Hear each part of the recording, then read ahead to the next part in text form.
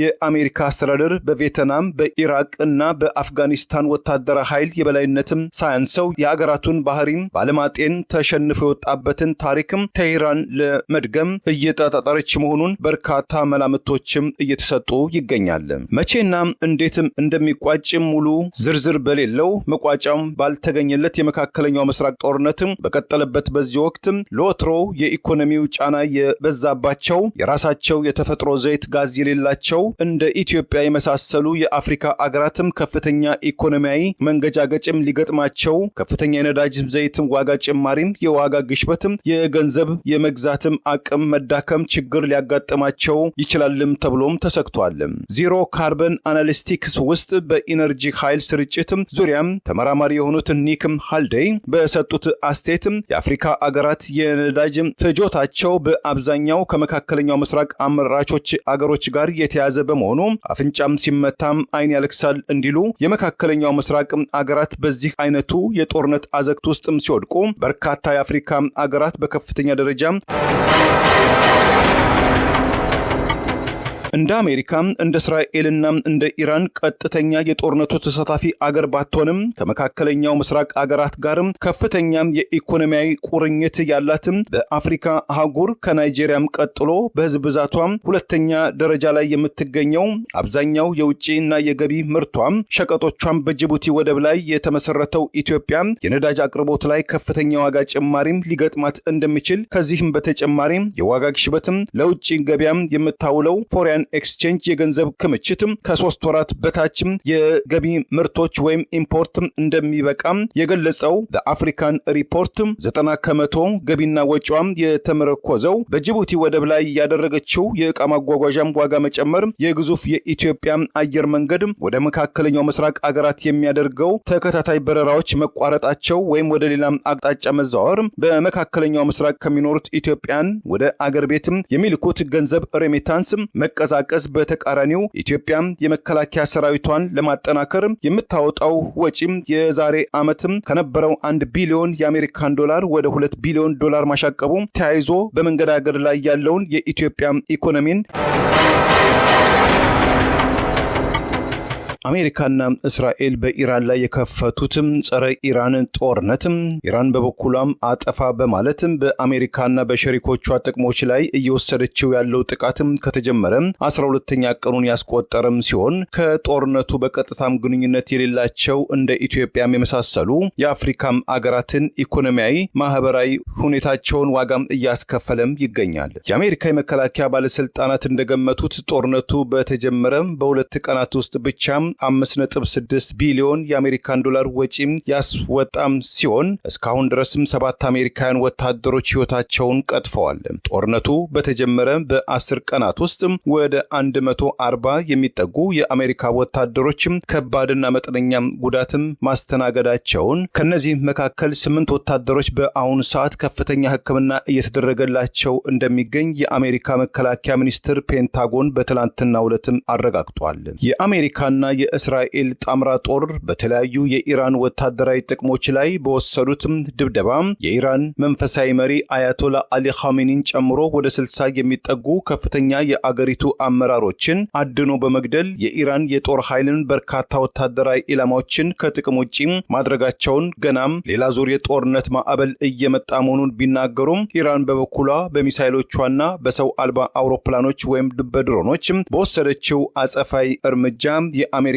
ወታደራዊ ቤዞችና ስትራቴጂካዊ ጥቅሞች ላይ ባለቻቸው የመካከለኛው ምስራቅ አገራትን በእስራኤል፣ በኩዌት፣ በሳውዲ አረቢያ፣ ባህሬን፣ ኳታር፣ ኦማን፣ ዮርዳኖስን፣ ኢራቅን ጨምሮ 14 አገራትን ቀጥተኛ የጦርነቱ የጥቃትም ሰለባም ሆነዋል። ለኢራን ድጋፉን የሰጠው የሊባኖሱም ታጣቂ ቡድን ሂዝቦላ በእስራኤል ላይ በከፈተው ጥቃት የተነሳ እስራኤል በወሰደችው ግብረ መልስ በትንሹም ከ500 በላይ ሊባኖሳውያን ህይወታቸውን አሳጥቷቸዋል። ከግማሽ ሚሊዮን በላይ ደቡብ ሊባኖሳውያን ጥቃቱን በመሸሽ ወደ ተለያዩ አካባቢዎችም ተሰደዋል። መቋጫው ባልታወቀም ጦርነቱም ሳቢያ 165 ኢራናውያን ልጃገረዶችን ጨምሮ በመቶዎች የተቆጠሩ ሰላማዊ ዜጎችም ሕይወታቸውን ያጡ ሲሆን የአካል ጉዳትም ኪሳራም ገጥሟቸዋል። አውሮፕላን ጣቢያዎችም፣ ሆቴሎችም፣ መዝናኛ ስፍራዎችም ስራቸውን አቋርጠዋል። በርካታ አውሮፕላኖችም ወደ መካከለኛው ምስራቅ የሚያደርጉትን በረራም ለማቋረጥም ተገደዋል። ነዳጅ አቅርቦትን ሙሉ በሙሉ በሚያሽቆለቁልም ደረጃም ተቃርቧል። የሰብአዊ ኪሳራውን ብቻ ብንመለከት በኢራን 1300 ሰዎች የሞቱ ሲሆን በሊባኖስም 570 ሰዎች ሞተዋል። በኢራቅም 15 ሰዎችም ተገድለዋል። በኩዌት 6 ሰዎችም ሲሞቱም 32ም ቆስለዋል። በባህሬን 5 ሰዎችም ሕይወታቸውን ሲያጡም 6 ሰዎችም ቆስለዋል። የጦርነቱ ዋነኛ ዘዋሪ በሆነችው በእስራኤል 13 ሰላማዊ ዜጎችም ሞተዋል። በተባበሩት አረብ ኤሚሬትም 6 ሰዎችም ሲገደሉ 117 ሰዎችም መጎዳታቸውም ተገልጿል። በሶሪያም 4 ሰዎችም ሲሞቱ ሳውዲ አረቢያም 2 ሰዎች መሞታቸውን፣ በኳታር ወደ 20 ሰዎችም መጎዳታቸውን፣ በኦማን 1 ሰው ሲሞት 5 ሰዎች መጎዳቱም ተገልጧል። የጦርነቱ አውራም የሆነችው አሜሪካም 7 ወታደሮቿን ያጣች ሲሆን 140 ወታደሮችም ቀላልና ከባድ ጉዳት ማስተናገዳቸው ተገልጧል። የአሜሪካው ፕሬዚዳንት ዶናልድ ትራምፕ በጦርነቱ መጀመሪያ ወቅት በኢራን ውስጥ የአገዛዝ ለውጥ ወይም ሬጂም ቼንጅ ለማምጣት እንደሚፈልጉ ቢናገሩም ለአሜሪካም ቀጥተኛ ስጋት ያልሆነችው ነገር ግን ከእስራኤል ጋር ለዓመታት የዘለቀ አይንና ናጫ ውስጥ የሆነችው ለእስራኤል ብሔራዊ ስጋት መሆኗ የሚነገረው ኢራን በፐርሺያ ባህረ ሰላጤና በኦማን ባህረ ሰላጤ መካከል የሚገኘው በዓለም ላይ 20 ከመቶ የነዳጅ ፍሰት የሚያስተናግደው የሆርሙዝ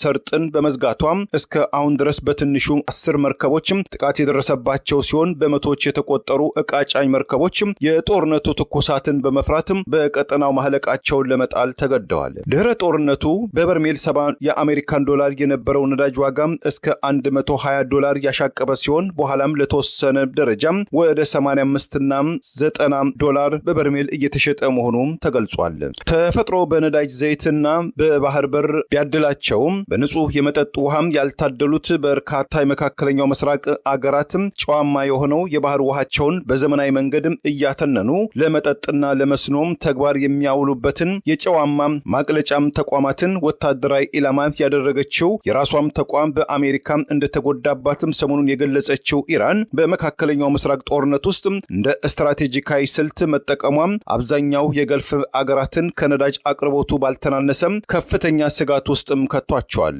በብዙዎች ዘንድ በርካታ የመጫወቻም ካርዶችን በመያዝ ከአሜሪካም ፈርጣማ ወታደራዊ ኃይል ጋር ፊት ለፊትን መጋፈጥን ያልፈለገችው የመጋፈጥም አቅሙም ሆነም ችሎታው የሌላትም ኢራን ጦርነቱን በተቻለ መጠን በማራዘም አፍቃሪ አሜሪካ የሆኑትን የመካከለኛው ምስራቅ አገራትን ጸረ አሜሪካም አቋም እንዲኖራቸው በማድረግ የአሜሪካ አስተዳደር በቪየትናም በኢራቅ እና በአፍጋኒስታን ወታደራዊ ኃይል የበላይነትም ሳያንሰው የአገራቱን ባህሪም ባለማጤን ተሸንፎ የወጣበትን ታሪክም ቴህራን ለመድገም እየተጣጣረች መሆኑን በርካታ መላምቶችም እየተሰጡ ይገኛል። መቼና እንዴትም እንደሚቋጭ ሙሉ ዝርዝር በሌለው መቋጫም ባልተገኘለት የመካከለኛው ምስራቅ ጦርነትም በቀጠለበት በዚህ ወቅት ለወትሮ የኢኮኖሚው ጫና የበዛባቸው የራሳቸው የተፈጥሮ ዘይት ጋዝ የሌላቸው እንደ ኢትዮጵያ የመሳሰሉ የአፍሪካ አገራትም ከፍተኛ ኢኮኖሚያዊ መንገጫገጭም ሊገጥማቸው ከፍተኛ የነዳጅ ዘይትም ዋጋ ጭማሪም የዋጋ ግሽበትም የገንዘብ የመግዛትም አቅም መዳከም ችግር ሊያጋጥማቸው ይችላልም ተብሎም ተሰግቷል።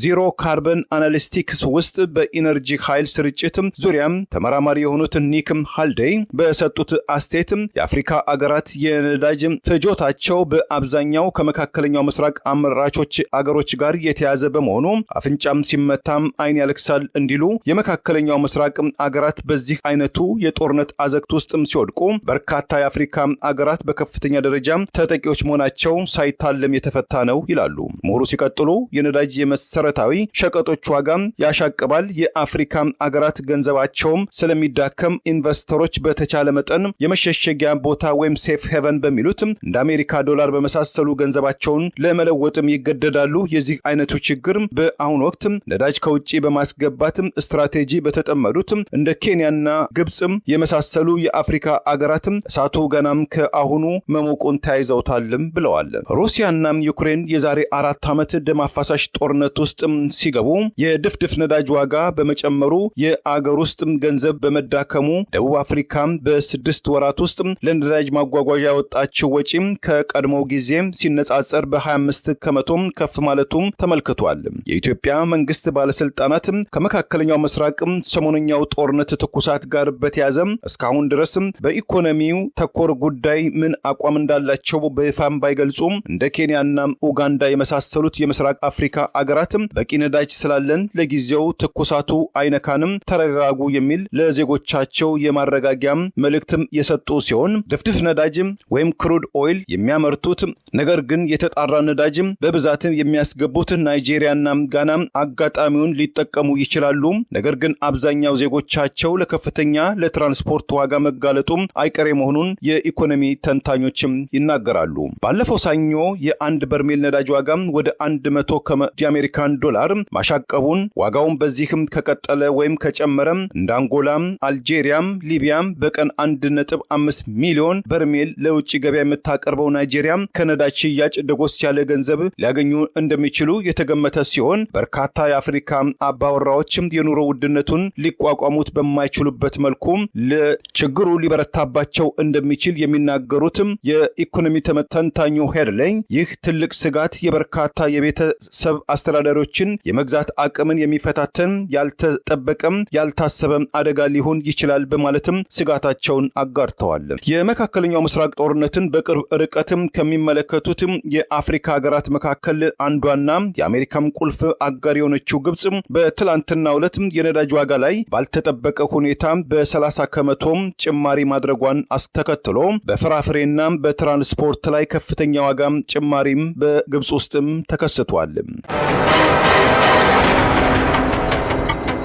የስድስት ልጆች እናት የሆኑት ኦሚ መሐመድ ስለ ሰሞንኛው የመካከለኛው ምስራቅ ጦርነት ዳፋ በተመለከተ ለፈረንሳዩ ዜና አገልግሎት ኤፍፒ በሰጡትም አስተያየት ጦርነቱ ገናም ከተጀመረ 1 ሳምንት ቢያስቆጥርም የኑሮ ውድነቱ ግን በየቀኑ እየጨመረ መጥቷል። ሰዎች የኑሮ ውድነቱን እንዴት እንደሚቋቋሙት ባላውቅም ለኛ ግን ኑሮ በእጅጉም ከብዶናል በማለትም ቅሬታቸውን አስተምተዋል። በቀጠናው በህዝብ ብዛቷም ግዙፍ የሆነችው ግብጽ የመካከለኛው ምስራቅ ጦርነት ከተጀመረ በሳምንት ውስጥ የህጋዊ ገንዘቧም ፓውንድ ከአሜሪካ ዶላር ጋር ሲነጻጸር ከዚህ ቀደም ባልታየ መልኩ በእጅጉ ያሽቆለቆለ ሲሆን የግብጽ ኢኮኖሚ የደም ስር በሆነው በስዊዝ ካናል አካባቢ ከደህንነት ስጋት ጋር በተያያዘ በርካታ የንግድ መርከቦች ስዊዝ ካናልን ለመሸጋገር ባለመፈለጋቸው ወይም በመሸሻቸው ከፍተኛ የውጭ ምንዛሬ ኪሳራ መከሰቱም ተመልክቷል። ግብጻዊው የ33 ዓመቱ የታክሲ ሾፌር አህመድ ሐሰን በግብጽ ውስጥም ጦርነት የለም፣ ነገር ግን እኛ ግብጻውያን የጦርነቱ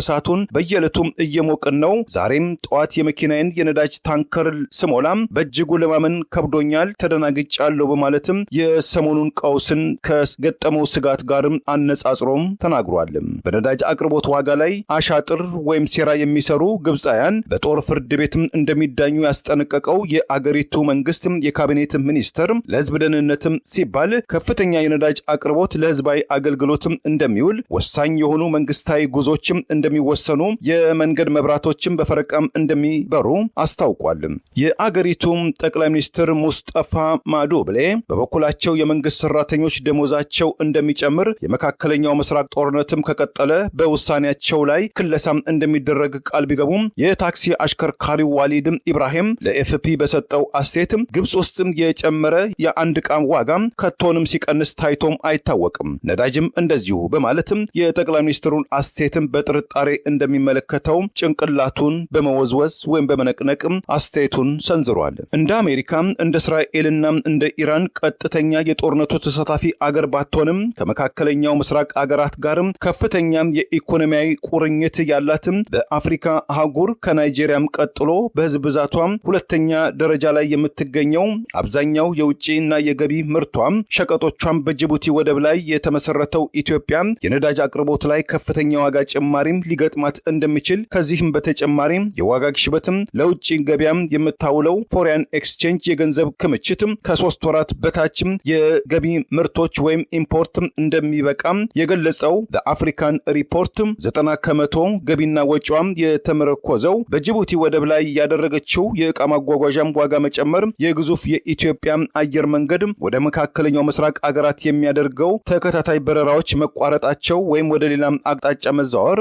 በመካከለኛው ምስራቅ ከሚኖሩት ኢትዮጵያን ወደ አገር ቤትም የሚልኩት ገንዘብ ሬሚታንስ መቀዛቀዝ በተቃራኒው ኢትዮጵያ የመከላከያ ሰራዊቷን ለማጠናከር የምታወጣው ወጪም የዛሬ ዓመትም ከነበረው 1 ቢሊዮን የአሜሪካን ዶላር ወደ 2 ቢሊዮን ዶላር ማሻቀቡ ተያይዞ በመንገዳገድ ላይ ያለውን የኢትዮጵያ ኢኮኖሚን ሊፈታተነው ይችላል በማለትም ስጋቱንና ትንበያውን ገልጧል።